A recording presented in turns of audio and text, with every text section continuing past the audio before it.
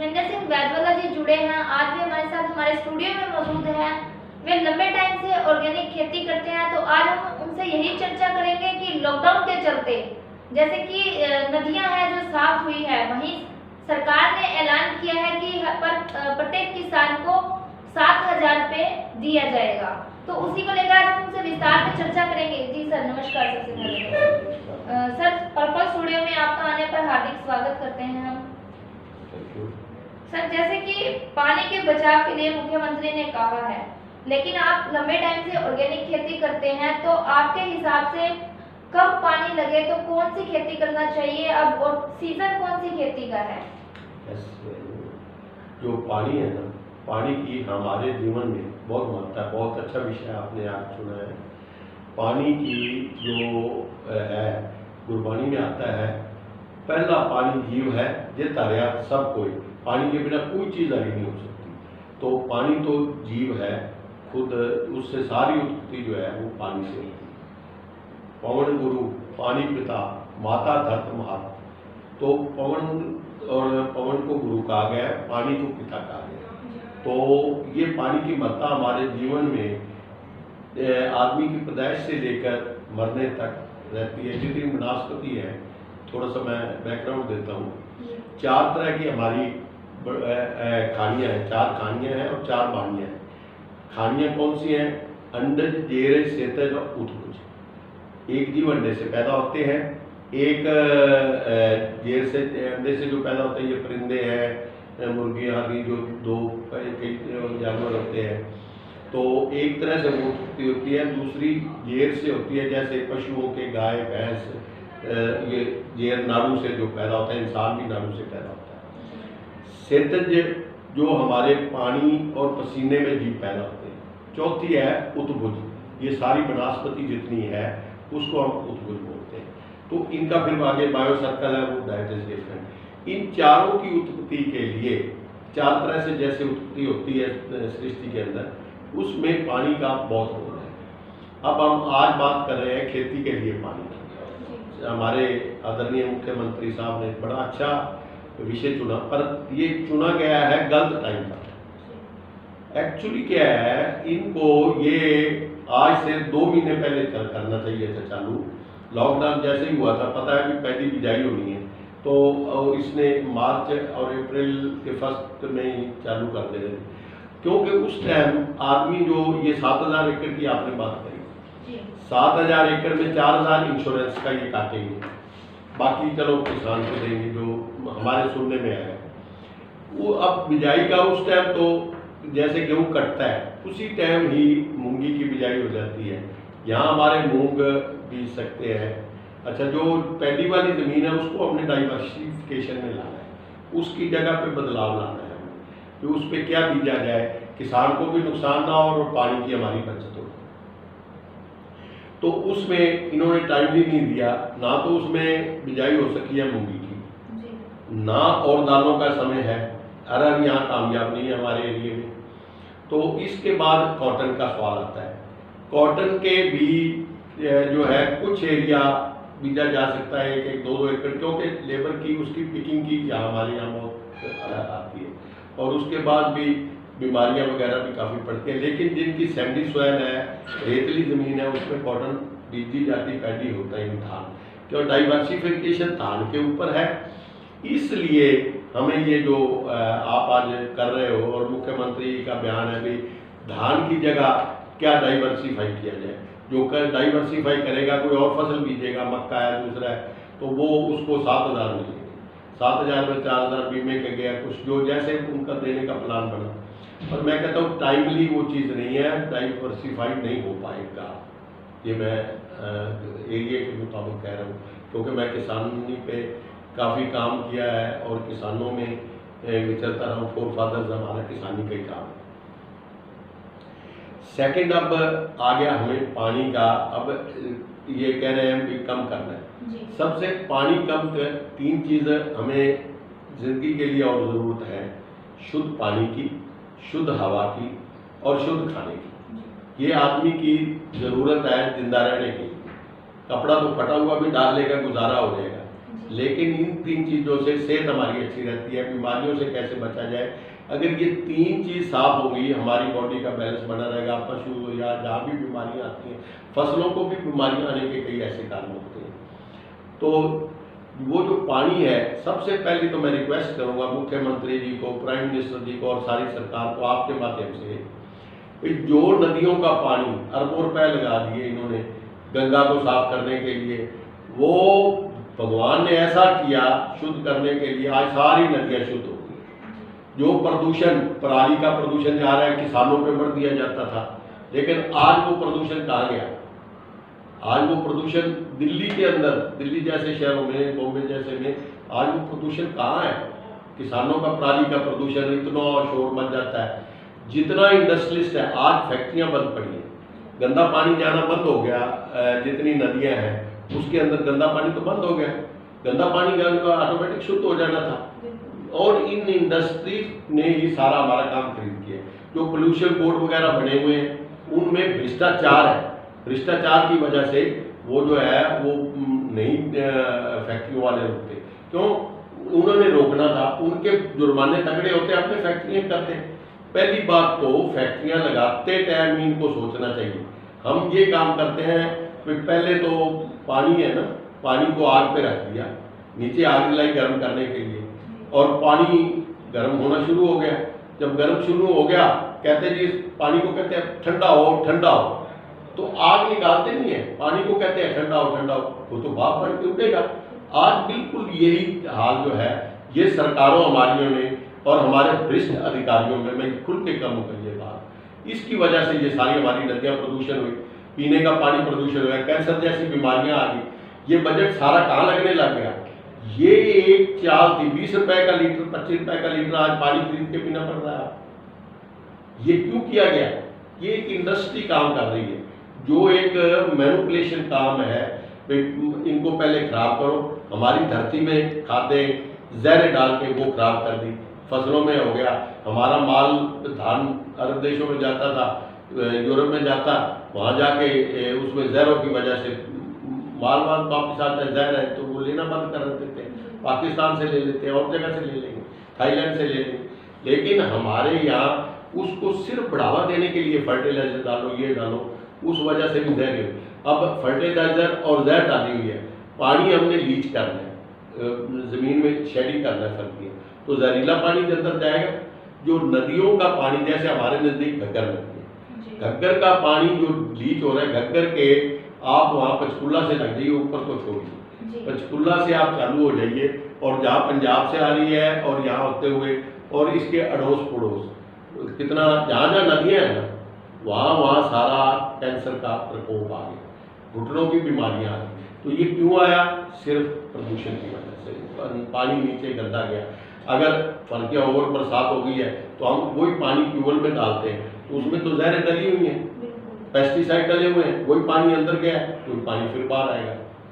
तो ये सबसे कई ऐसे कारण हैं जिनकी वजह से कि मैं सरकारों से ये कहूँगा, सबसे पहले जो है पानी को, अब शुद्ध हुए हुए पानी को खराब अगर करेंगे तो ये सरकारों की जिम्मेवारी होगी।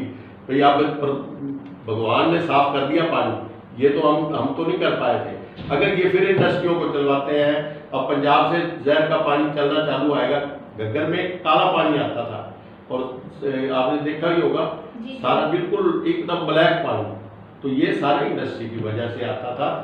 आज वो इंडस्ट्रियों को उतनी देर नहीं चलने दिया जाए जब तक वो वाटर ट्रीटमेंट प्लांट न लगाएं, और जिसका गंदा पानी पड़े बहुत भारी जुर्माने करें, इंडस्ट्री को बंद कर दिया जाए।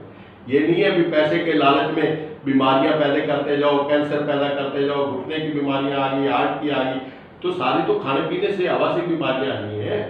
पानी से वेपोरेट होता है, वो उसमें भी जहाँ नज़दीक लोग रहते हैं बदबू से, उसमें भी सारा आता है। तो ये सबसे पहले मैं विनती करूंगा, पानी सेविंग की तरफ जाने से पहले, जो आज हम शुद्ध पानी 30-40 साल के बाद कर पाए, भगवान ने हमें कृपा की है, चाहे कोरोना ही कारण बना, लेकिन मैं ये कहूँगा सरकारें अब आगे करेंगी, तो मैं ये कहूँगा ये सरकारें जिम्मेवार हैं और सरकारें खुद करवानी है। तो जैसे कि आपने कहा कि सरकार खुद जिम्मेवार है, लेकिन अब लॉकडाउन के चलते तो ये नदियाँ साफ हो गई है। अगर भविष्य में लॉकडाउन खुलता है, दोबारा ही फैक्ट्री इंडस्ट्री चलती है, तो ये सब दोबारा फैलेगा, पानी गंदा आएगा। अब मसा ही किसानों के चेहरे पर खुशी दिखाई दी है नदियों में पानी साफ आने पर। सरकार ने भी किसानों के लिए 7,000 की स्कीम लागू कर दी गई है, प्रत्येक किसान को छूट दी जाएगी। अगर भविष्य में लॉकडाउन खोलने के बाद पानी ऐसा आता है और सरकार कुछ नहीं करती तो फिर क्या किया जाएगा? बिल्कुल सही आपने कहा। देखो जो गंदा पानी आता है, जैसे हमारा सीवरेज का पानी जान जाता है, वहाँ लोग सब्जियाँ उगा रहे हैं, उसमें जो हैवी मेटल्स हैं वो खाने के अंदर आ जाते हैं, हमारे पास बीमारियाँ आ जाती हैं। इसी तरह जो नदियों का पानी है, हमारे जितने तीर्थ बने हुए थे नदियों के किनारे थे। सबसे पहले अगर कहीं आबादी हुई है सृष्टि की, तो नदियों के किनारे आदमी का विकास हुआ है। हर नदी, सिंधु नदी की सभ्यता ले लो, जो भी ले लो, गंगा है, जमुना है, जहाँ हमारे तीर्थ हैं, जो जहाँ भी तीर्थ थे, 18 तीर्थ हम कहते हैं, सब नदियों पे बने हुए। तो वो पानी जहाँ पानी था, वही पानी हमने गंगा का पानी लाके घर रख लेते थे और कितने साल पड़ा रहे, पवित्र होता था। आज गंगा का पानी कोई समय से मार जाता है। कारण क्या है? हमने प्रदूषित किया है ना, परमात्मा ने नहीं किया है। तो लेकिन इसको सबसे पहला काम है जो खेती में पानी पिया है वो भी है। आज ये आपके पड़ोस में नहर है, हमारे बागड़ा का पानी आ रहा है, एक तिनका डाल दो ना, पानी नीचे दिखाई देने लग गया है। नहर के पानी, जहाँ पानी इतना गंदा होता था, 2 उंगली नीचे भी कुछ नहीं दिखाई देता था। तो ये काम जो है, सबसे पहला काम ये किया जाए। सेकंड आ गई, आपने 7,000 की बात की, जो फसलों की डाइवर्सिफिकेशन के लिए भी पानी सेव कैसे करना। उसमें एक तो ये सीधी बिजाई वाला सिस्टम है कि हम डायरेक्ट सोइंग करें पैडी की, वो हो जाए। पर लेकिन अब किसान, पहले पिछली फसल में अब नुकसान हो रहा है, लॉकडाउन हो गया, किसान कोई और थोड़ा बहुत धंधा कर सकता था, कोई दिहाड़ी कर सकता था, वो हो गया। तीसरा मजदूर चले गए। अब वो पैडी के लिए, बिजाई के लिए है 6-6 हज़ार रुपये एकड़ का मांग रहे हैं, और ये 7,000 रुपया एकड़ देने से कुछ नहीं होने वाला। इसका हमें प्रबंध ये करना चाहिए भाई, अब इस साल नहीं, अगले साल ये इसको टाइम दे के, जैसे लॉकडाउन का अगर हम पहले ही कर लेते तो हमारी ये दुर्दशा आज थोड़ी होनी थी। जैसे जनवरी फरवरी से हमें पता लग गया था, तो ये दुर्दशा नहीं होनी थी, लेकिन हमने उसको इग्नोर किया। किस वजह से किया, ये सरकारें जानती होंगी, हमें इतना तो नहीं हमें। पर आज भी हम ये कहना चाहते हैं, हरियाणा सरकार से खासतौर पे जो ये स्कीम है, इसके लिए किसी फसल का टाइम नहीं है जो बीती जाए और आप 7,000 दे दोगे। वो भी अगर आएगा तो वो भ्रष्टाचार में जाएगा। जिनके नहीं है दिखा दिया, वो भी मूंगी सूख गई। पानी लगाओगे, जब पक्की जमीन पर मूंगी है ना, वो मूंगी मर जाती है, धूप में भी नुकसान हो जाता है, और पक्की जमीन में गुआर हो नहीं सकता। हमारे पास सेकंड अल्टरनेटिव गुआर बीजने का। अब मक्का भी यहाँ नहीं कामयाब है हमारे एरिए में, उसकी रखवाली करो जी, तोते पड़ते हैं, वो करो, मतलब बहुत प्रॉब्लम है। या तो सारे लोग बीतते हो ना, सॉरी, सारे लोग एक तरह की खेती हो तो उसमें थोड़ा नुकसान होता है। अगर कोई पैच में 1 एकड़ 2 एकड़ लगाता है तो उसका नुकसान होगा ही होगा। तोड़ने वाले भी तोड़ के ले जाएंगे तो किसान को तो पल्ले कुछ नहीं पड़ेगा। तो इसी वजह से ये जो है ना, इस बार किसान को इतना नहीं जोर देना चाहिए। अगले साल इसका प्रचार किया जाए, अच्छी स्कीमें किसानों को बुला के बिठाई जाए। एयर कंडीशन पे वहाँ बैठ के स्कीमें जो बनती है ना, वो कामयाब नहीं रहती। किसानों को शामिल किया जाए, चाहे डिस्ट्रिक्ट लेवल पे बुलाया जाए, चाहे कैसे बुलाया जाए, जहाँ अधिकारी बैठते हैं वहाँ किसानों को बुला के रह ली जाए भी हम इसका कैसे कर सकते हैं। तो जो किसान हल बताएगा ना, क्योंकि प्रैक्टिकली उसके हाथ से सब कुछ जाना है, लेकिन किसान को कहीं इन्वॉल्व नहीं किया जाता। और जो ऊपर से स्कीम बन के आगे लागू कर दो, ये लगानी है ड्रिप लगा दो, फलाना। पानी सेविंग ड्रिप से भी होता है, वो भी होता है। अब पक्की जमीन के अंदर ड्रिप लगाओगे, कामयाब है ही नहीं। फुहारा सिस्टम पक्की जमीन में कामयाब नहीं है, क्योंकि उसमें कीचड़ हो जाएगा। सैंडी सॉइल के अंदर ये दोनों ज़्यादा कामयाब हैं, क्योंकि मैंने ड्रिप का काम हाथ से किया है, फुहारे सेट हाथ से लगाए हैं, जहाँ मैंने 250 एकड़ के सेट लगवाए हैं। तो लेकिन ड्रिप भी मैंने बहुत लगवाई। मैंने सबसे पहले अपने खेत में लगाई थी ड्रिप, और ग्रीन हाउस भी खुद बनाया था। ग्रीन हाउस तो बनवा दिया, 1 लाख सब्सिडी मिली। उसका क्या हुआ, कोई उसका जो आया था उसका बेनिफिट ही नहीं हुआ। फिर मैंने यूनिवर्सिटी वालों से बात करी, मैंने कहा भी इसको क्या करें, इसकी वायबिलिटी तो बनाओ, इतनी महंगी बिजली जला के कैसे कामयाब हो। सिर्फ इंडस्ट्री को बढ़ावा देने के लिए ये काम मत करो। उन्होंने कहा कोई हल नहीं है हमारे पास ही, तो चलो वो सेकंड हो गया। अब हमारी बात ये है पानी के लिए, मैं सरकार से ये कहूँगा, तीसरा वाटर शेडिंग की बात है। वाटर शेडिंग क्या है, देहातों के अंदर जो हमारे जोड़ थे सारों पे कब्जे होते जा रहे हैं, सरकार का कोई ध्यान नहीं। अगर दे देते हैं दरखास्त, बीडीओ के पास आ जाती है, वो आगे सरपंच, बीडीओ और सरपंच एक कुछ होते हैं, कुछ नहीं उसका करते, ना निशानदेही तक नहीं निकलवाते। तो कितनी जो है लोगों ने वोटों के लिए अगली बार सरपंच बनने के लिए, मेंबर बनने के लिए मर्जी से बांट के जोड़ों के अंदर धीरे आबादी हो गई है। जोड़ों में जाके देखो देहातों के अंदर आप, बल्कि मैं तो ये जो हमारा सरसा का 45 का एरिया है उनको अच्छा समझता हूँ, उन्होंने जोड़ों को प्रिजर्व रखा हुआ है। हमारे जितने इधर पंजाबी बेल्ट्स हैं इसमें सारे जोड़ों पे कब्जे हो गए। ये सरकार इनको खाली करवा के पानी उसमें तो अपना बारिश का पानी आएगा, वो अपने ऑटोमेटिक शेडिंग का होता था। पुराने हर गांव के 3 तरफ जोड़े होते थे, बरसात का पानी आया उनमें चला जाता था, और ख़ास तौर पे पशु भी वहीं से पानी पीते। अब हमारे यहाँ तो ये पानी निकालने की भी प्रॉब्लम है, तो नालियाँ बन गई, क्योंकि हमारा जो वे ऑफ लिविंग है, रहन सहन का, वो चेंज हो चुका है। तो जो वो उसकी वजह से हमारे जो पानी आते हैं उसको निकलने के लिए जगह भी तो रोज़ की रोज़ चाहिए। फर्श धो रहे हैं, आज पक्के फर्श हो गए, पहले कच्चे मकान होते थे, लेपन डाल देते थे, कच्चे मकान होते थे, उसको लिप लिया जाता था। लेकिन आज सीमेंटेड है, मार्बल लगे हुए हैं, चिप्स लगी हुई, टाइल्स लगी हुई है, फर्श डेली धोते हैं, उसका पानी निकलता है। अब देहातों के बाद जोड़ों पे कब्जे हो रहे हैं, वो पानी कहाँ जाएगा। कम से कम बरसात आने से पहले वो प्रिजर्व पानी जो है वो भी शेडिंग का काम ही करता है, तो उसकी तरफ नहीं है ध्यान। तो ये सेकंड में मुख्यमंत्री जी से और एग्रीकल्चर मिनिस्टर साहब से ये रिक्वेस्ट करूँगा कि ये जो जितने जोड़े इनकी निशानदेहियाँ निकलवा के साफ करवाए जाएं। अगर जहाँ साफ नहीं है, गंदगी हो गई है, क्योंकि जो पड़ोसी होते हैं ना, और अपनी ये पशुओं की रूढ़ी है और गंदगी फेंक के और बढ़ते जाते हैं जोड़ों के अंदर, ये इतनी बहुत तकलीफ प्रॉब्लम हो गई है। तो इसकी तरफ ध्यान दिया जाए, वाटर शेडिंग का हमारा काम हो जाए।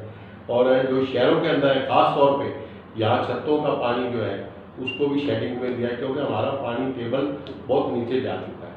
तो वाटर शेडिंग बहुत ज़रूरी है, उसके लिए हो फसलों का पानी भी बच जाएगा, फसल के लिए पानी हो जाएगा, शुद्ध पानी और शुद्ध ये ज़रूर है, ये ज़रूरी के लिए, इसके लिए मैं रिक्वेस्ट करूँगा। अगर खाने के लिए शुद्ध आपको फसल चाहिए, उसमें कम पेस्टिसाइड यूज़ हो, कम फर्टिलाइज़र यूज़ हो। अब इसमें एक मिलता जुलता ये भी है, अब हम बीमारियों पे, हेल्थ पे कितना पैसा लगता है। अगर देहातों के अंदर गोबर गैस लग जाए, कह रहे 80% सब्सिडी, उस पर नहीं देने मिलेगी। मैं आज भी कह रहा हूँ, मैंने कई दफ़ा इंटरव्यू में कहा है, ये दूरदर्शन पे भी ऐसी बात हुआ भाई। अगर आप हर गांव में किसान को, मजदूर को, जिसने एक भैंस रख रखी है, 2 रख रखी है, आजकल तो ये प्लास्टिक की टैंकियों में गोबर गैस बनने लगे, उसको जलाने को एक तो गैस मिल जाएगी। नंबर 2, जो गांव के अंदर है गोबर की गंदगी, सड़कों के ऊपर सारे गोबर के ढेर लगे हुए, वो जो है आपके बच जाएगा, उससे हेल्थ का नुकसान नहीं होगा, बीमारियां नहीं, ना मच्छर आएगा ना वो आएगा, और ना बीमारियां लगेंगी, और अच्छी खाद जो है बायो कंपोस्ट वो निकल के बाहर आते हैं। तो एक ये भी इनको करना चाहिए, उस पर सब्सिडी देनी चाहिए। लेकिन उस पर सब्सिडी नहीं मिलती, उस पर तो नॉमिनल देते हैं। मेरे तो कई दफ़ा चिट्ठियाँ भी मैंने बहुत लिखी, जब भी इंटरव्यू कहीं होती है तो मैं इस बात पे जोर करता हूँ कि देहातों के अंदर बायो गैस जो है वो खुद किसानों को दिया जाए लगाने के लिए, और उससे गैस बालन होगा, प्रदूषण नहीं आ जाएगा। तीसरा, हेल्थ पे जो गोबर वगैरह की एक तो खाद बनेगी, एक बीमारियां कम हो जाएंगी, बीमारियां कम होंगी, हमारा हेल्थ का बजट भी कम हो जाएगा, क्योंकि हर चीज़ एक दूसरे से जुड़ी हुई है। तो अगर हम इस पे ध्यान देंगे तो हो जाएगा। और ये खास तौर पे जो आज आपने पानी का ये क्वेश्चन किया है कि इस पानी के लिए सरकार बताए हमें कौन सी फसल आप लगा लो। फसल लगेगी ज़मीन के कल्चर के मुताबिक, इस ज़मीन पे क्या हो सकता है। आज वहाँ चंडीगढ़ बैठे हुए कह दें पैडी वाली ज़मीन पे ग्वार बीज दो जी, ग्वार का टाइम, वो तो ग्वार होना ही नहीं है। ग्वार होगा तो उसी टाइम जल जाएगा, थोड़ा सा पानी आएगा, ज्वार खत्म, चाहे बड़ा बड़ा हुआ हो। तो इसलिए कोई फसल का इस टाइम वो नहीं है। इस टाइम किसानों को ये रिक्वेस्ट कर सकते हैं कि ज़मीन खाली रखने से भी अगली फसल की डबल आ जाएगी। जो आपकी कास्ट ऑफ प्रोडक्शन खाद पे जहर डाल के और आनी है वो खत्म हो जाएगी, क्योंकि बरसात का पता नहीं कितनी आएगी, बिजली का पता नहीं कितनी प्रोवाइड होगी।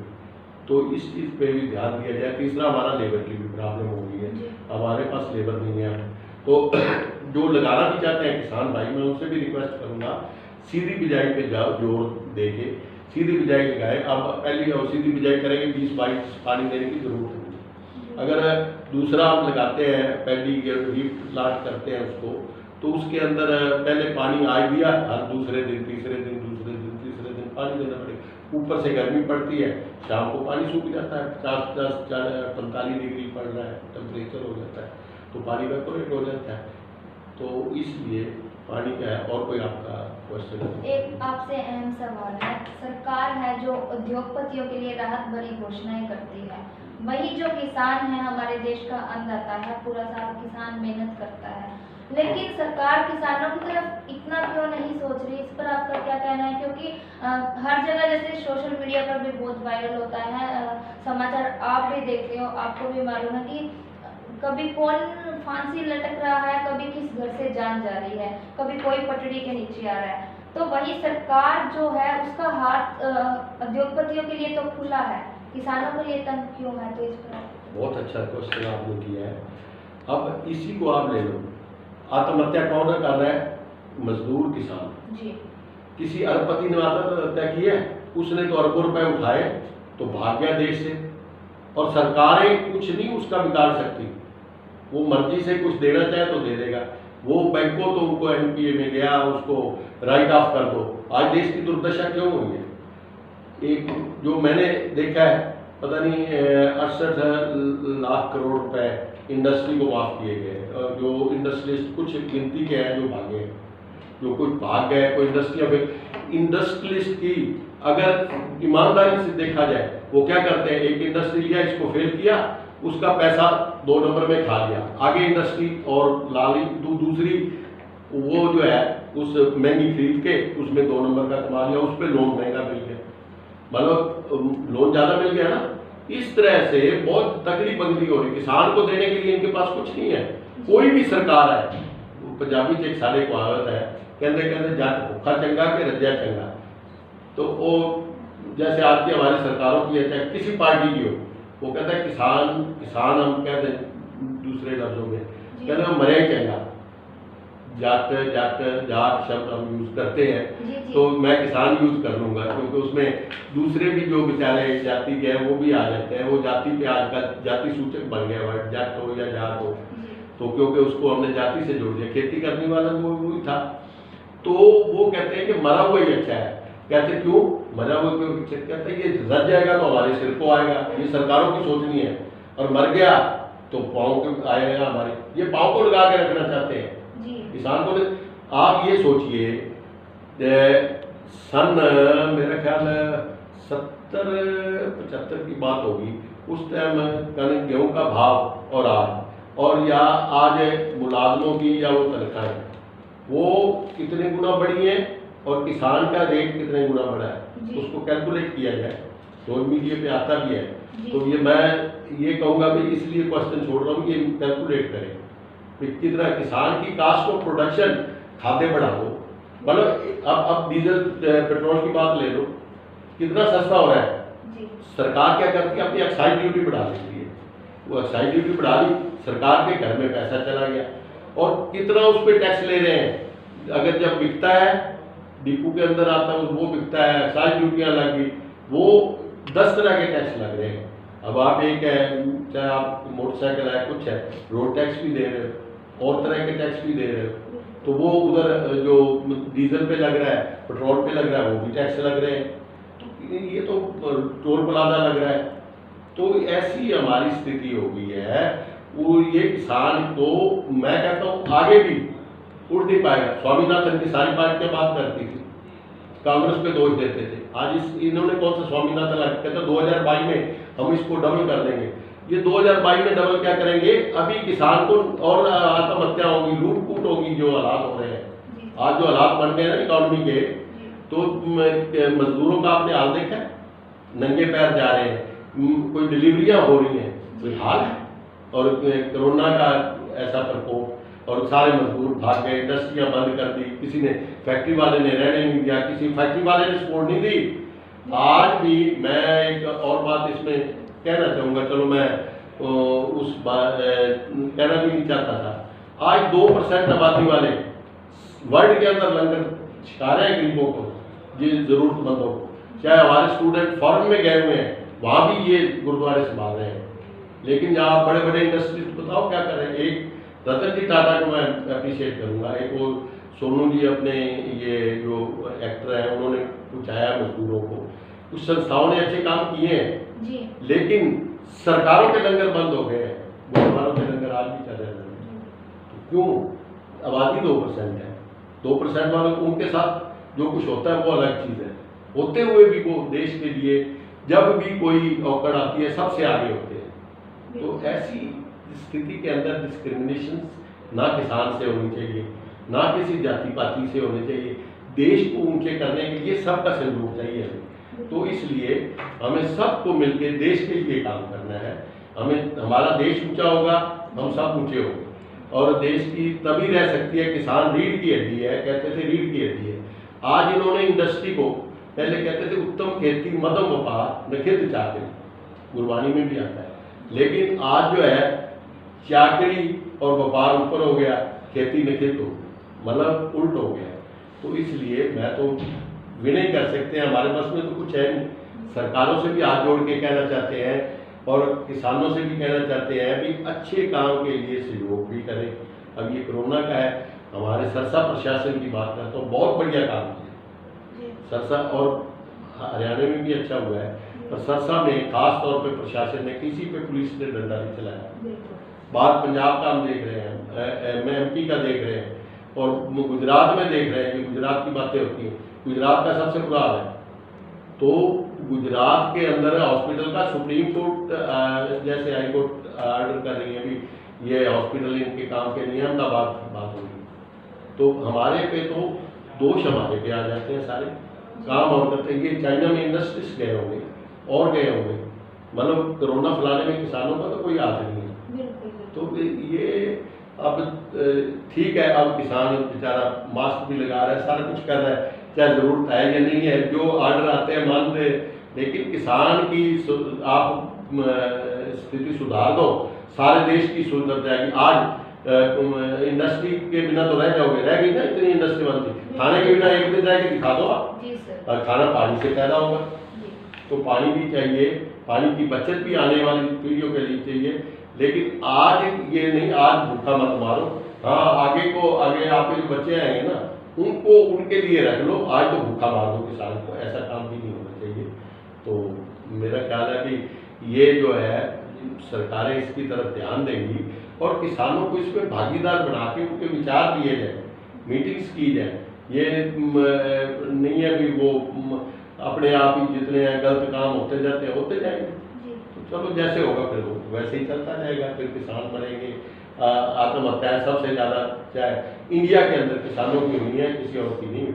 मजदूर तो 5-7% करता होगा बेचारा।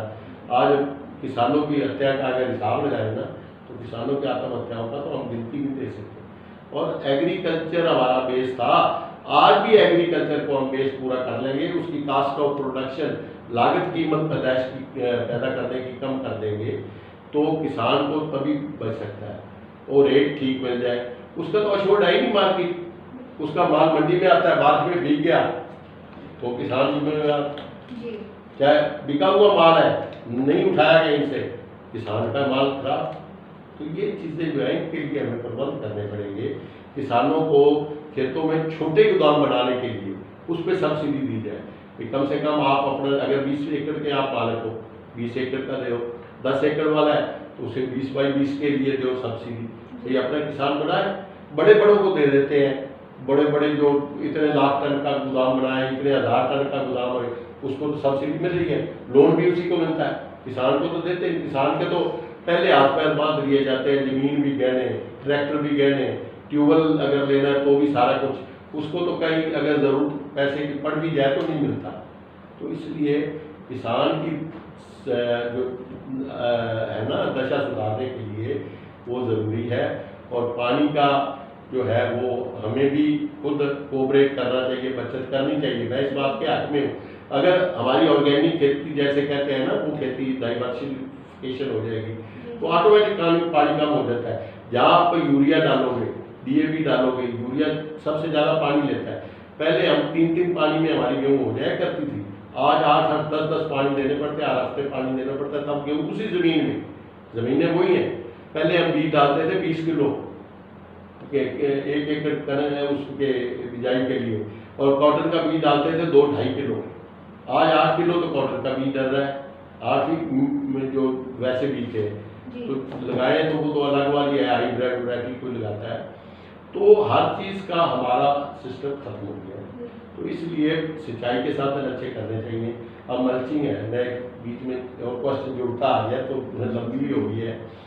तो उसमें मल्चिंग हम इजराइल गए, सरकार की तरफ से गए थे, हमारे साथ विज्ञानी साहब चीफ इसके प्रिंसिपल सेक्रेटरी थे सीएम साहब थे, वो भी थे, एग्रीकल्चर मिनिस्टर साहब थे, और ये 2-3 IAS ऑफिसर भी थे और कुछ सब किसान थे। तो वहाँ जाके देखा ये मल्चिंग, प्लास्टिक की मल्चिंग जिस पे हम आज सब्सिडी दे रहे हैं, क्योंकि सब इंडस्ट्री को फायदा होता है, प्रदूषण भी करती है बनाने में और फायदा भी उनको हो रहा है। हमारे वो खेतों के अंदर और टिब्बे अंदर इजराइल के अंदर इतने इतने टुकड़े काली पॉलीथीन के पड़े। मैं कहा यहाँ क्या होता, मैं कहा देखो साहब ये मल्चिंग है आपकी। हमारे पास तो भगवान ने मल्चिंग दे रखी है, बाजरे की कणक पिसा दो, पराली पिसा दो, क्योंकि ये जो है ना ये अब ऑटोमेटिक डिकम्पोज हो जाती है, तो मिट्टी में मिट्टी हो जाती है। अच्छा गन्ने की खोरी है, अगर गन्ने की खोरी हाँ जहाँ यूज होती है ना वहाँ ये कलर नहीं आता, जिप्सम वगैरह डालने की जरूरत नहीं है। जहाँ पानी ज़मीन का पानी अब कलर वाला हो गया, आपकी बिल्डिंगें सारी खराब हो रही हैं, उसमें शोरा आ गया, शोरा खेती ऊपर खेती वाले में भी आ गया, अब हमें जिप्सम डालनी पड़ेगी। और ज़्यादा फर्टिलाइजर डालने से दूसरे जो तत्व हैं, तांबा है, लोहा है, मैग्नीज है, जिंक है, उन सब की कमी आ गई। तो उनकी कमी के लिए एक टेस्टिंग कैसे किसान करवा सकता है, हो ही नहीं सकती। तो इसलिए हमें अगर देसी खाद चाहे हम गड्ढे में बनाए, बायोडिकम्पोस्ट करें, उसको बना के उस पर ज़्यादा जोर दें, मुर्गियों की उसमें खाद डाल दी जाए, तो ये जो जितनी हमारी वेस्ट निकलती है पराली वगैरह, इसकी खाद में हम इसको कन्वर्ट करें, गन्ने की खोरी को करें, खादें बना के वो खेतों में जाए, चाहे किसान बेच ले वहाँ ट्रालियाँ की ट्रालियाँ बना के, पर उस पर कुछ दे तो सही। सर मैंने ऑर्गेनिक खेती सन 92 में शायद 91 में स्टार्ट की थी, अखीर छोड़नी पड़ी। फसल ये तो इंडस्ट्री वालों को ज़रूरत होती थी, बासमती लेते थे, गेहूँ तो चलो मेरा नौकर बिक जाता था, बासमती और 2 चीज़ हमारे होती थी, और तीसरी मस्टर्ड होती थी, उस जिसका हम तेल भी निकलवा के बेच सकते हैं, और सरसों बेचते थे। तो वो उन्होंने कभी भी जब उनको ज़रूरत है तो सारे इंडस्ट्री वाले, कोई नूर भी आ जाएगा, यूनाइटेड भी आ जाएगा, सारे खरीदने के लिए आ जाएंगे। तो जो ज़रूरत नहीं है तो 6 महीने माल पड़ा रहता था, चूहे खा जाते थे, हम तो लॉस में। मतलब कोई अशोर्ड मार्केट है ही नहीं किसान की। किसान की मार्केट जब तक अशोर्ड मार्केट नहीं होती तब तक किसान नहीं बच सकता, जब तक इसका मोल दूसरा आदमी लगा रहा है। सरकार करे, कोई सरकार अपने पास रिजर्व करे, कोई किसानों को दे दे, बैंक का रख के अपने वो रिजर्व कर ले। जैसे गेहूं का था, पहले सरकार ने कहा जो जून में बेचेगा उसको इतना प्रीमियम मिलेगा, लेकिन सरकार बैक कर दी। अगर वही किसान अपने घर रख लेता, उसको 100-125 रुपये क्विंटल मिल जाता, आपको रश ना होता, मंडी में कनक बिकती नहीं। तो ये चीज़ें है ना, ये कई बहुत लंबे टॉपिक है। किसान की तो सुधारनी चाहिए, किसान की दशा सुधर जाएगी, पानी भी सुधर जाएगा, सारा कुछ, लेकिन प्रदूषण को रोका जाएगा। सबसे पहले रोकेंगे तो बात नहीं तो फिर वैसे का वैसे हो जाएगा। धन्यवाद आपका। ठीक है सर, आपने अपना कीमती समय हमारे लिए निकाला, बहुत बहुत धन्यवाद। बहुत बहुत धन्यवाद। तो आज हमने खेती को लेकर आपको जानकारी दी, इसी तरह हम आपको अगली जगहों की भी जानकारी देंगे, ऐसे ही चेहरे से रूबरू करवाते रहेंगे। तो आप हमारे चैनल के साथ जुड़े रहिए, लाइक और सब्सक्राइब जरूर कीजिएगा। कैमरामैन दीपक सोनी के साथ मैं निशा खन्ना, पल पल।